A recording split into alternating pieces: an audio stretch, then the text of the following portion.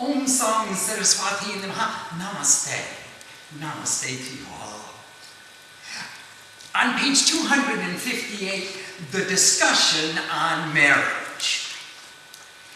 Some days after the celebration of the Samavartan ceremony, returning home after studies, with renewed spirit, the father and son sat down together on the bank of the river, where they began to talk. Shukadeva said, "Father, having lived with my Guru Brihaspati for so long, I have studied all the sciences, the various forms of knowledge, the Vedas and the forms of tapasya. I have learned what it means to do sadhana and to dedicate my life to God. Father, what is your order for me? What is next for me to do in my life?" Vedavyas replied, "According to our Hindu scriptures, every being has 4 stages of life. You have completed your brahmachari ashram in which you learn, and now the next stage is to become a grahastha. Griha avasta iti grahastha. He who lives in a house is a householder. The duties of a householder are to make a contribution to society and to store up something so in our older age we won't be a burden to anyone else. To take care of our families and to see to the progress and upliftment of the community. Thereafter, you can become a vanaprastha, literally one who lives in the forest, and practically, a vanaprastha has 1 foot inside the house and 1 foot outside the house. And then, quite naturally, one evolves from vanaprastha to sannyasi, someone who has established truth within. Satya nyas kuriyate iti sannyasi. He who has established truth within is a sannyasi. So now, my son, it is time for you to marry. Enjoy your life in this world, make your contribution to society, and I will be very pleased. You know, everyone who comes to this earth plane has 3 debts of karma. A Devaring, Pitriring, and Acharyaring. Debts to the gods, debts to our ancestors, and debts to the gurus or teachers of wisdom. The debt of karma to the gods is discharged by making a contribution to all of life, by working for the upliftment of all existence, by helping others. The debt to the ancestors is paid by taking care of our elderly the way we would want to be cared for when we are old, and by nourishing the next generation the way we want our world to become. And the debt to the gurus or teachers is discharged by acting in accordance with the wisdom that they teach. So now, my son, marry. Take a beautiful wife. Enjoy your life. Pay off your debts of karma. Free me from my debts of karma. And in this way you will fulfill the Hindu ideal. Shukadeva gave his reply. Father, is there any pleasure that is not mixed with pain? Is it possible to have any kind of pleasure while never having any pain? Isn't it true that the pleasure and pain are inseparably connected, and anyone who invites pleasure and seeks the pleasures of a beautiful wife, of a family, a home, or the comforts of good food, nice living conditions, is also going to find that pain is attached to those objects and relationships? I would think that freedom could come to someone who is tied to a pillar. But freedom will never come to a man who is tied to his wife and children. If someone is tied to a post, he can aspire or hope to be free. But if one is bound by the economic and emotional attachments of wife and children, he can never hope to be free. Is anyone free from their children, I ask you? Even when they are grown, is it possible to be free?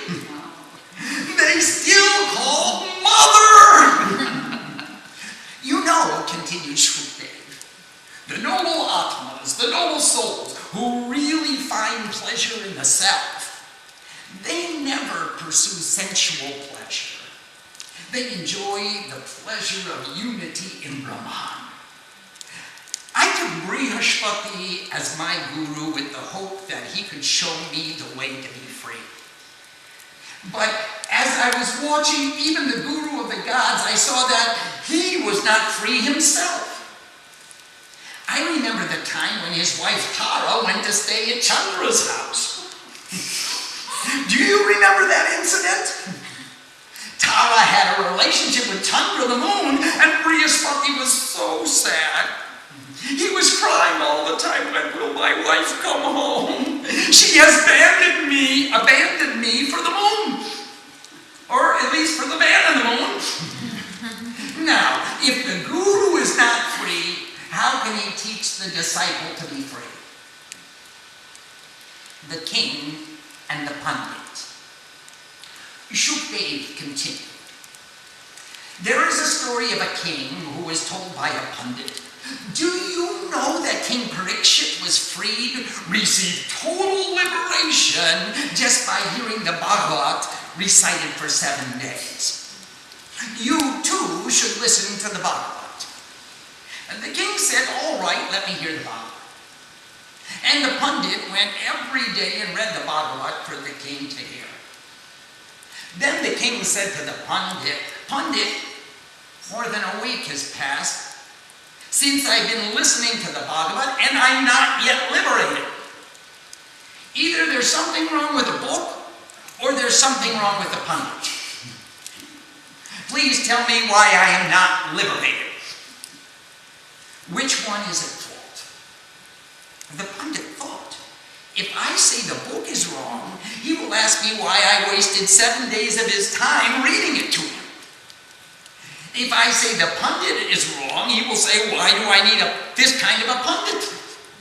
Give me someone who is knowledgeable, who can illuminate me. What shall I answer? And then the Pundit said, King, I will give you the answer tomorrow. And all else fails, stop.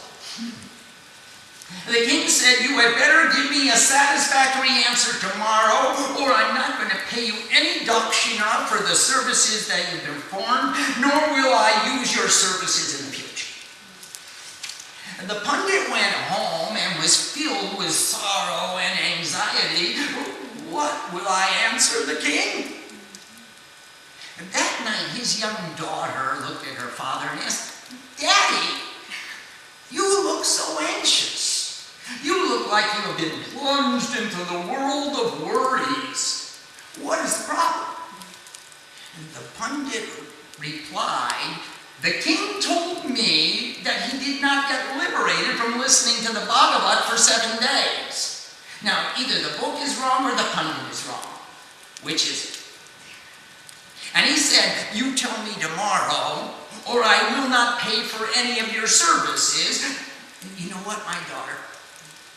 If the king does not pay me my dakshina, how am I going to buy the groceries and to pay the expenses to take care of our family?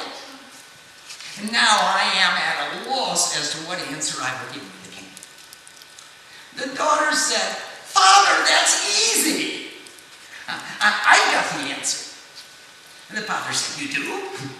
She said, yes, Father, you just have to take me to the court tomorrow when you go to see the king, and I will give him the answer. Father agreed. The next morning, they went to the king's palace. The king said, okay, Pundit, why have I not become liberated? I have been listening to the Bhagavat for 7 days now. Either the book is wrong or the Pundit is wrong. Which is it? And the Pundit said, excuse me, my king, my daughter wants to give you the answer to this question. Your daughter? Okay, let her answer. The young girl came to the king and said, King, I will give you the answer, but you must promise you will cooperate with me and do just what I tell you to do. And the king said, all right, I'll cooperate. The daughter said, okay, tie me to this post. King said, Captain of the guard, tie tie this girl to the post. They tied her. Is it secure, she asked. Yes, it's secure. You see, I can't get away, can I? They said, no, you can't get away. She said, okay, now tie the king to that post. King, you promised you would cooperate and that you would do what I said. Tie me to the post, the king ordered. They tied the king to the post and the girl said, is it secure? Can the king move? The king said, no, I can't move. I can't get away. Then the little girl said, okay, king, untie me. He said, I can't untie you. I myself am bound. She said, no, king, come and free me. Set me free. I can't set you free, he said. I myself am bound. How can I set you free when I am bound myself? Then the daughter said, you bound my father with fear for money and payment. You bound him. How can he set you free until you release him? And the king accepted the answer and gave the dakshina to the Pundit. When he liberated the girl, he became liberated himself. And when we bind others, it is very difficult for them to set us free. How can they set us free when they themselves are bound? The debate continues. So, Father, I don't want to marry because I think that marriage is a bondage. Tying the knot. You know I have this divine birth. I was born from the sacred fire and not from any ordinary woman's womb. I am not longing for the pleasures of the world. I am longing for the pleasures of the soul. And those are not the pleasures that are obtained by marrying and having children along with the financial responsibilities and the rest. It is very rare to get a human birth, especially to be born in the holy land of India. And even more so to be born in a family of Brahmins. And even more so to be born from the sacred fire from such a father as Veda Vyasa. Now, I have studied the scriptures and Vedanta, and I have had the honor of learning with such a guru as Brihaspati. If beings such as ourselves cannot aspire to freedom, then who in this world can become free?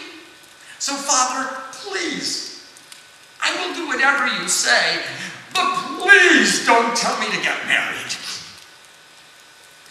Veda Vyasa gave his reply. He said, son, the house is not a prison from which one seeks to be freed. The house is the temple of your worship. Did you know that even the brahmacharis, the vanaprasthas, and the sannyasis, when they get hungry, they must come to do puja at the doorsteps of the grihasthas? That is why the grihastha ashram is called the highest of the ashram, because the householder is the support of the entire society. So, son, don't be afraid of bondage. Allow yourself to make a contribution to this world. Look at Vashishta and all the other great rishis. They were all married. He who does not take a wife is certainly to be maddened by the senses. These senses are like restless horses, and even though they may appear to be still for a few moments, at any moment they can jump and run away and take the mind with them. Son, get married. Fulfill your dharma through the appropriate karma and gradually attain to the highest renunciation. Look at Vishwamitra.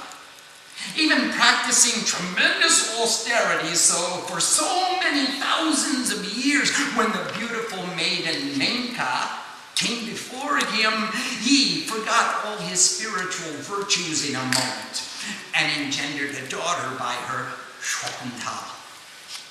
My own father, Parasar, when he saw Matsyagandha in the boat, even though she smelled like a fish, he didn't care. He lost the virtue, he lost the stillness, the control of his thoughts, and his senses ran away from his mind. My son, get married. Fulfill your dharma and go step by step from ashram to ashram. Shukadeva replied, Father, you know a married man is always looking for money. Always he is in need of money. He needs money for this and he needs money for that. And therefore, he is always anxious. Look at Indra. Indra is Lord of the heavens, and yet he is always anxious. He doesn't want anyone to conquer the heavens or become as great a sadhu as he.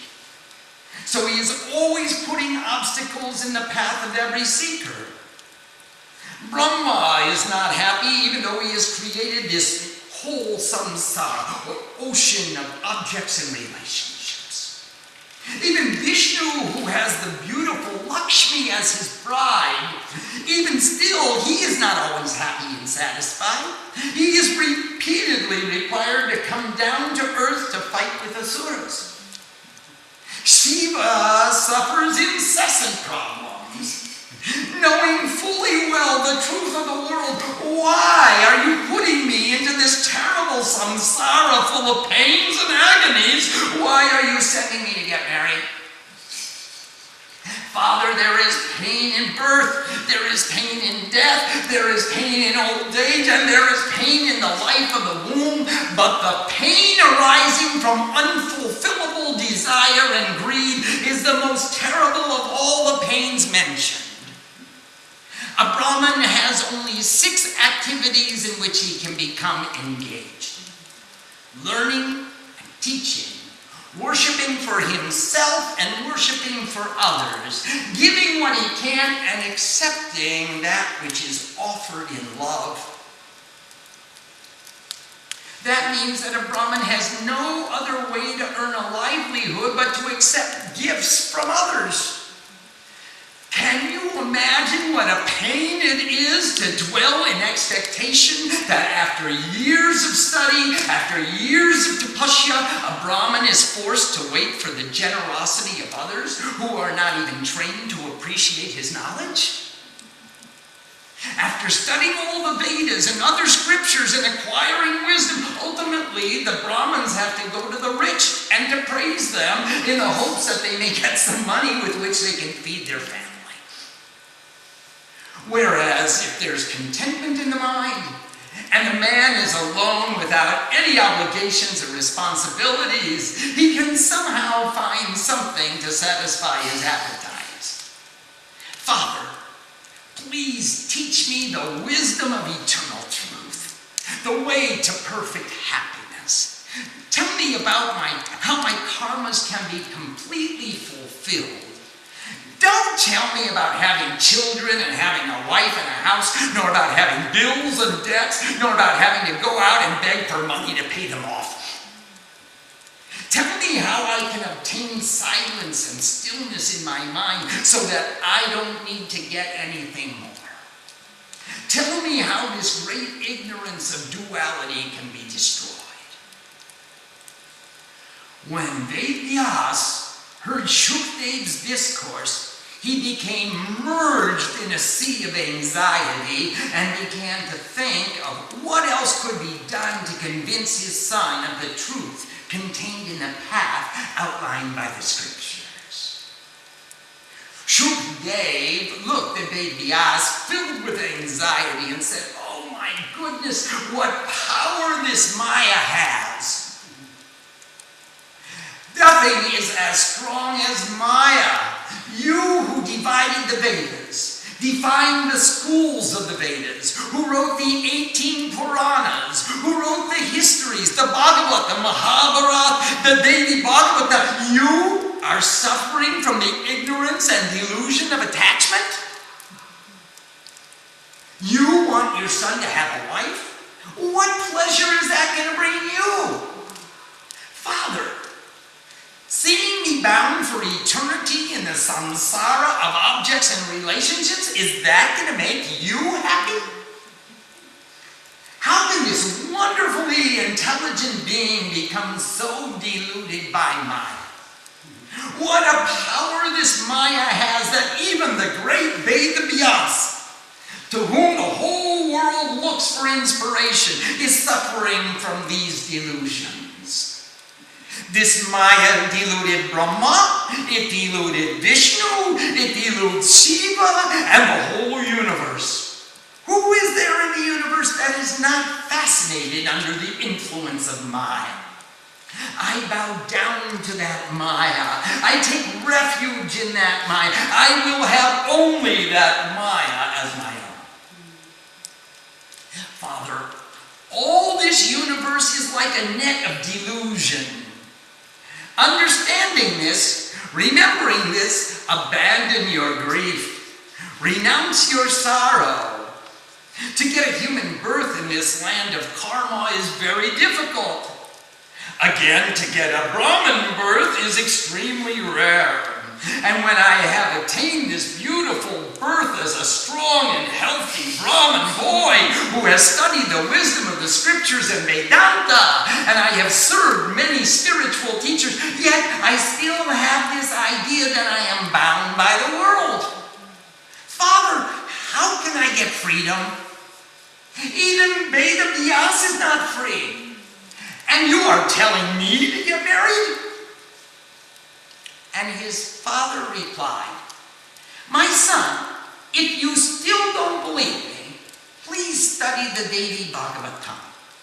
In the Devi Bhagavatam are many stories, an anthology of our Hindu Dharma, the Sanatana Dharma, the eternal ideal of perfection in wisdom and harmony is expressed in the most explicit terms. Son, study the scriptures, and then tell me if you have made up your mind. Shukadeva studied the Devi Bhagavatam, and even after that, he still didn't want to accept his father's opinion.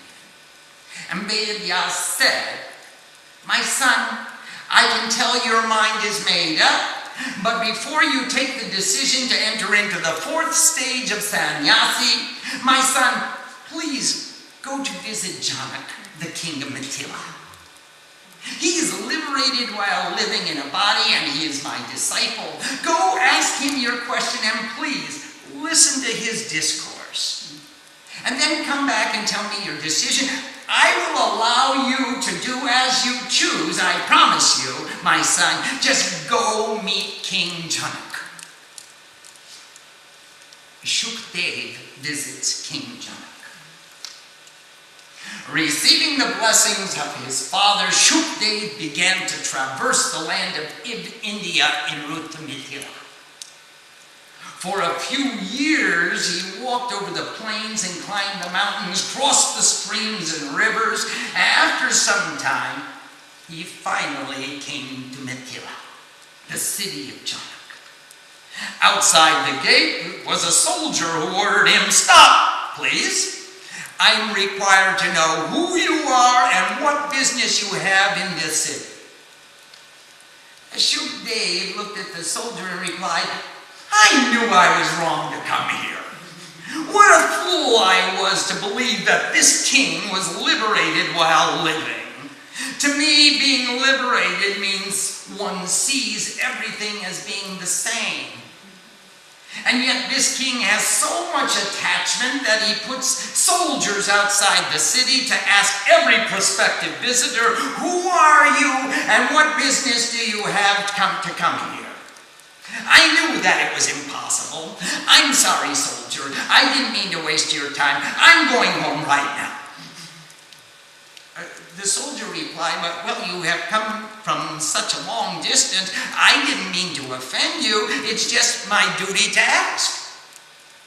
Shukadeva said, I understand it's your duty and that you meant no offense. A king is right in proclaiming such a duty.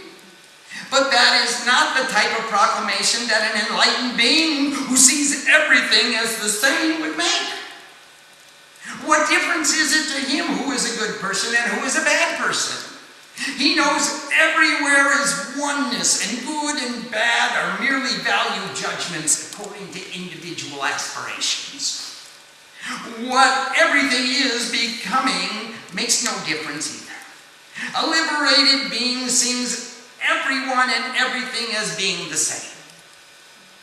Being enlightened means seeing everything as one. There is no duality. There is no distinction. There is no delusion. How can he be liberated when he puts a guard in front of his city? It's impossible. Forget it. I don't even want to come into the city. The guard said, Holy Brahmin, I can tell that you are a very knowledgeable and respectable man. Please excuse me. Go ahead and enter the city. Shukadeva said, I know the purpose of my visit is going to be fruitless. I have come to hold discourse with an enlightened king. But obviously, instead of seeing oneness everywhere, this man sees distinctions everywhere. Well, as long as you invite me with such courtesy, and I've come this far, I might as well go in and see the city. So Shukadeva walked into the city and looked into the marketplaces. He saw normal people. Some of them were happy, and some of them were sad. Some of them were arguing, and some of them were debating the qualities of merchandise and the prices that they must pay. In various ways, various people were doing various activities, and Shukadeva thought to himself, there doesn't appear to be any sign of an enlightened administration in this city to me. These citizens aren't so happy. These citizens aren't radiating the joy and the bliss of having an enlightened master as their king. They are just normal people doing the same thing every normal person does. What kind of enlightened king is this? I knew I was wrong. My father gave me the wrong information. He was just trying to convince me to do his will. When King Janaka heard that Shukadeva, his guru's son, had come into his kingdom, his heart was filled with joy. He immediately sent his ministers outside to meet Shukadeva, and they escorted him to a beautiful palace. There, many beautiful young ladies from the palace came and prepared his bath. They gave him fresh clothes and prepared a delicious food for him. The ladies made a beautiful, soft bed upon which he could rest. And then they put him on the bed and started to massage his feet. Shukadeva was oblivious to the entire affair. When all the girls left, he sat in his yogic posture and went into meditation. Then he slept for a few hours. At the break of dawn, he woke up again to sit in meditation until the sun rose. Then he took his bath and waited for the king to call him. After a short time, a messenger came from the king. The king wants to see you. Please come. Shukadeva went to see the king. The king rose to greet him. Oh, Shukadeva, please tell me, to what do I owe the honor of this visit? Shukadeva said, O king, for 12 years I studied Vedas and Vedanta, living in the ashram of the Guru Brihaspati. When I returned from my studies at my Guru's ashram, I asked my father, what work should I do now? What is my karma in life? My father instructed me that I should marry and have children and free him from the debts of karma. I said, Father, for several years I have studied the knowledge of non-duality. I had a divine birth. I didn't come from any womb, but I came from the divine fire. Why should I marry and sell myself into bondage when I am not seeking the pleasures of the body? I seek absorption in the soul. My father seemed to be perplexed by anxiety and told me, no, son, you should marry. And when I flatly refused, he said, okay, if you don't believe me, go to Mithila and visit the King Janaka. After you talk to the king, Janaka, I will allow you to make any decision you like. So, king, I have come for your darshan. Please enlighten me. What are the duties of a man? Janaka replied, I shall tell you all about the path of liberation. After completing the studies as a brahmachari, one should bow to the guru and pay the dakshina. Then he should go home and marry. After marriage, one should remain contented and free from desires, sinless and truthful, and earn a livelihood with a pure heart. Live with justice and according to the dictates of conscience. And then when the children are self-sufficient, just a couple of years more, the stage of vanaprastha can be commenced along with the practice of tapasya. Ultimately, a developed soul can become a sannyasi, fully absorbed into the truth of supreme divinity. That is the path of liberation proclaimed by our Dharma. See, a true seeker must complete his stages of life, the asramas of life, one by one, step by step. No one should skip a step. He must complete the previous asramas successively and then enter into the next stage. Shukadeva asked, but king, if the purity of detachment arises from wisdom within the seeker, is it still necessary for him to go through all the ashramas? Isn't it possible to quit everything and reside in the forest? And Janaka answered, no. Even though it appears that the senses have become still for a time, that doesn't mean that they will always be still for all time. Even in the state of perfect yoga, it might appear that the senses are under control. That appearance is not to be trusted.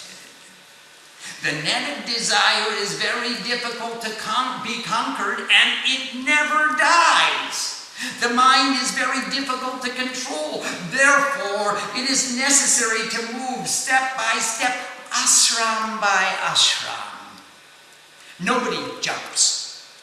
See, even a householder who performs his duties without attachment can live in pure happiness, realize his own self, and attain liberation. You see, I am liberated while living and engaged in protecting this kingdom. I am not affected by pleasure or pain.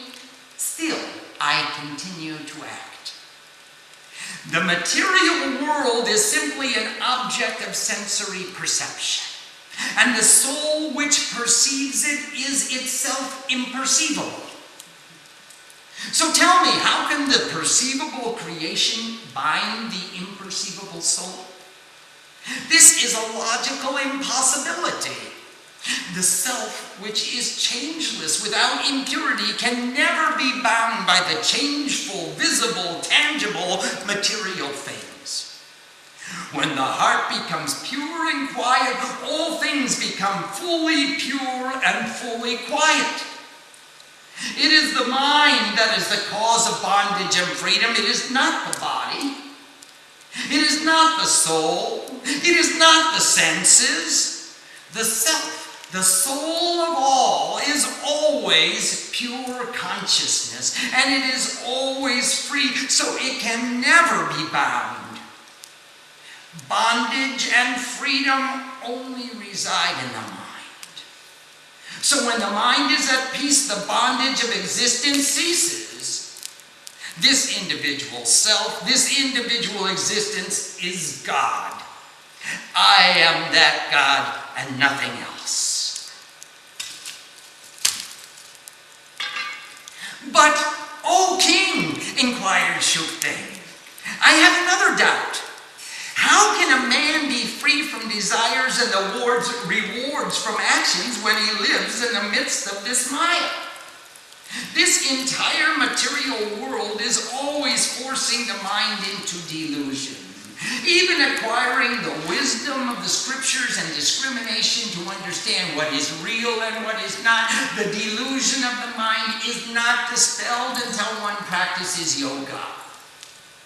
How can freedom from desire and liberation come to a householder? The Munis and Rishis who live in the forest, controlling their diets, controlling their senses, living their lives as hermits and mendicants, they know the transient nature of this world. Even they fall victims to Maya. Then what hope is there for you or I or anyone else who is acting and interacting in duality? When you are in this duality, you are bound by Maya. The 5 elements go with you wherever you go, and these elements always bring us to Maya, the delusion of duality. Janaka replied, "What you say is true without a particle of falsehood, Shukadeva. You are right. The 5 elements, earth, water, fire, air, ether, do exist everywhere. So even if you go to the forest, they will exist with you there. You will also be concerned about your staff and your seat and your blanket, your cup. You will worry about where you will find water and wood." Sadhu's dilemma. Wood and water. Enlightenment doesn't mean the complete cessation of thought.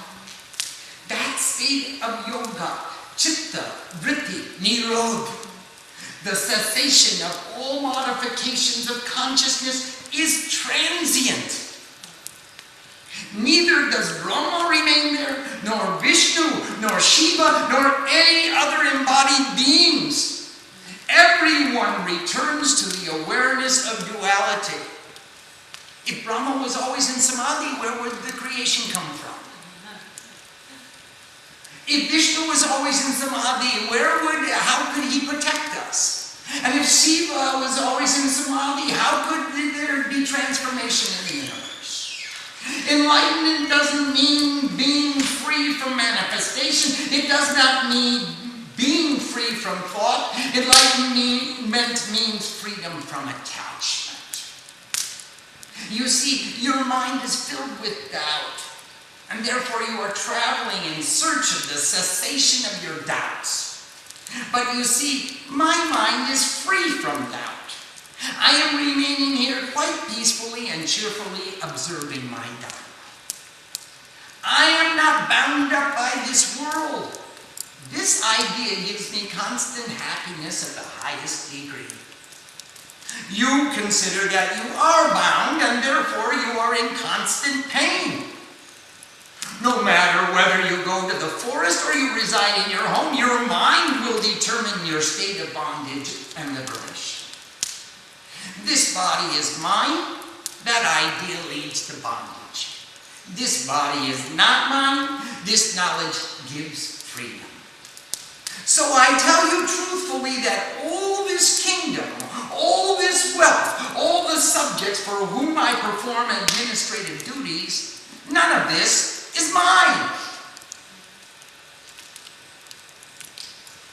Shukadeva was extremely inspired. "You are a sadhu," he said to King Janaka, bowing with respect.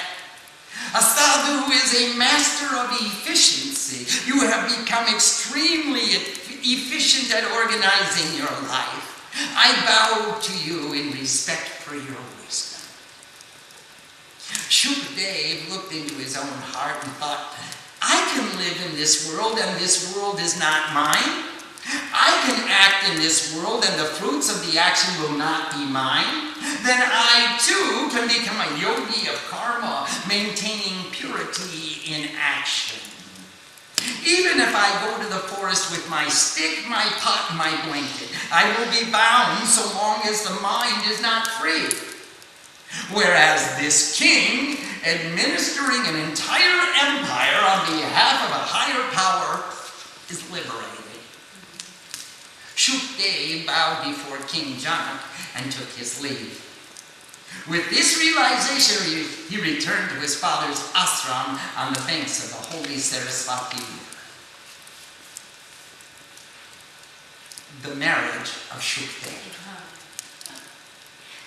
Vedyas came running to greet his son and was so happy to see him. He immediately inquired, "How are you, my son? What have you determined for your life?" And Shukadeva replied, "Father, as you wish, I will perform. None of this is mine." Then Shukadeva submerged himself in the practice of yoga. His father, Vedyas, arranged a marriage for him with Pibari, a beautiful daughter of Rishi. This beautiful young lady gave birth to 4 sons who were named Krishna, Gauraprabha, Bhuri, and Devasruti. And then she gave birth to 1 daughter whose name was Kirti. Shukadeva saw the nurturing of his children to their education and marriage and maintained his strict adherence to Dharma. When his children grew up and they were able to take care of themselves, he proceeded to Mount Kailash, where he started to meditate. Then he began to float into the sky. He developed all the 8 cities. There he was meditating high above, up in the sky above Mount Kailash. He began to radiate light like the sun. And suddenly he became merged into the Parabrahma, the Paramatma. And he became one with the universal soul and vanished into the air. Vedyas was much distressed. "My son, where did you go? Why did you leave me? You still have to perform my funeral rites. My son, come back!" Vedyas was very sorry that Shukadeva left. One day, Vedyas was wandering around looking through the heavens. "Where is my son, Shukadeva?"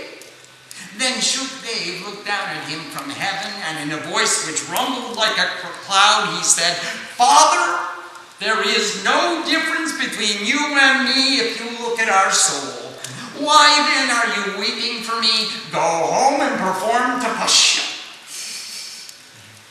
Then Vedyas went back to his ashram on the Saraswati River and began to practice tapasya. Are there any questions tonight? Swamiji, can I ask a question? Please.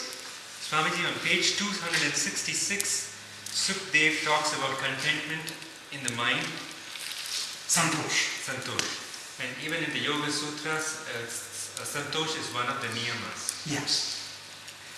But for a sadhak, the growth is something that is very important. And along with growth can happen only if there is discontent. So how do we reconcile these two? This need for great growth, which is caused by discontent, and contentment, which is a niyam. It's just like the Divine Mother being present in Aim, Hrim, Klim, Chandareviche. She is present in the constant change. The contentment comes from growing. From growing in your chosen direction. When you establish your goal and move towards that goal, you feel contentment. Contentment doesn't come from stagnation. Contentment comes from growing in your chosen field, in your chosen direction. So that's how I would reconcile it. A sadhu needs to have a goal, but that doesn't mean he's growing because he's discontent. He's content because he gets to grow. It's a privilege to get to expand ourselves, to grow, to reach out toward new horizons. And that doesn't mean he's not satisfied with what he has. It's the nature of the nature to continue to grow. So he's content in his process of growth. The process is the most important part of the journey, not the arrival at the destination. How are you going to arrive at an infinite destination? But the process of moving towards that destination gives you contentment, gives you santosh. Do you have any questions? Swamiji, a question From Kumari, from Valley Hill. Namaste, Kumari Ma. Vedya says, Hindu scriptures say every being has 4 stages of life. How is it that some jump directly to sannyas without completing all 4? Not necessarily do they jump to sannyas. Kumari Mom, being a brahmachari in an ashram, doesn't make one a sannyasi. If someone tries to skip a step, they're not really competent to be a sannyasi. Remember the wonderful story about Shankaracharya. Shankaracharya defeated Jagannath Mishra in debate. And Jagannath Mishra he was required by the terms of the debate to become the disciple of Shankaracharya. So Jagannath Mishra's wife said, I'm going to save my husband from this insult. The greatest Pundit has to become a disciple to this wandering ascetic. Wait a minute. Shankaracharya, let us debate on Kama Shastra. I want you to tell me about the arts of love. Shankaracharya said, I don't know anything about the arts of love. Give me 6 months and I'll come back with the answer. Shankaracharya left the scene and he went into a cave and he told his disciple, watch this body, I'm going away for a little bit. And he went into samadhi. In a nearby kingdom, the king just died. And all the palace was suffering tremendous grief and shock. They were all in despair. And all the queens were in such despair. Everyone was crying because the king had left his body. Suddenly, Shankaracharya moved into that body. He moved his spirit and his soul into that body, and suddenly the king was revived. When the king came back to life, he had no interest in any of the sexuality or sensuality or eating delicious food. He administered justice and equality for all the members of his kingdom. And the kingdom grew and prospered, and everyone was amazed. This doesn't look like our king. He looks like the king, but he doesn't act like the king. This is really a king. That death or near-death experience must have really changed him. After 6 months, Shankaracharya, in the body of the king, sat down in samadhi, and the king died. Shankaracharya woke up in his own body, and he said, I'm ready to debate with the wife of Jagannath Mishra. Because he had to fulfill the Grahastha Dharma in order to be able to tell her what are the obligations and the rights and the rules, and what are the benefits, and how do you perform successfully a Grahastha Dharma. There's one shloka from the Lolita Trishakti that stands out most prominently. It says, Shiva and Shakti revolve around each other mutually and reciprocally. Who understands this? That is mutual and reciprocal. They understand what is a center of energy. What is a chakra? What is a center of energy? And Shankaracharya defeated the wife of Jagannath Mishra, and then the Pundit had to become his disciple. Nobody skips a step, Kumari. If you skip it, you're going to have to go back and repeat it at some later time. But Swamiji, when we look at our modern world today, yes. If we wait, you finish your brahmacharya, then you finish grahastha. By the time you come to one is prastha or sannyas, you don't have that body to You may. asana. If you start when you're a brahmachari, you'll have the asana, and even when you're an old man like me, you'll still have your asana. But Swamiji, you spent all the young years, 20 years being still a brahmachari. Yes. So you build like the best when you're young and you're strong. It's easy to do. I don't know, it's easy to do, but you can do tapasya. You can do it. But when our mind is caught in the rings of Grahastha Ashrama, we have so many vasanas, how will suddenly give all that up and become a sannyas or vanaprastha? It's only a question of the definition of your ideal of perfection. If you can define your goal and plan your life, you can live the life according to your desire and not be imposed upon by society's conditioning. The society of America would readily reject such a usage of our land as we prepare right here. Our house has become a temple. Most of society would say that's foolish. Look at the neighbors down the highway. Somebody made a horse ranch, somebody made a cow ranch, somebody's growing grapes. Who's growing sadhus? Raising yogis? So society cannot impose upon us because we are firm in our conviction. And if you are firm in your conviction, you can choose the lifestyle that's appropriate for you.